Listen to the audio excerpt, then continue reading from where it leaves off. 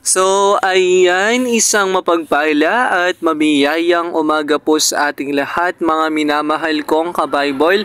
Ngayong araw, ang tatalakayin nating santa ay walang iba kundi si Saint Bertile na may kapistaan noong November 6, 2024. Siya po ay nagmula sa Soissons sa France. Naipanganak po siya noong 628 AD.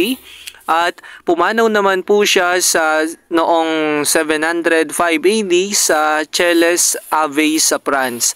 Siya po ay isang madre na kung saan ay naglingkod po siya sa Diyos. Siya po ay pumasok, noong bata pa po siya ay pumasok na siya sa monasteryo upang doon ay mag-aral ng pagmamadre. Siya po ay kilalang santa sa France. At siya po, Saint Bertile, pray for us.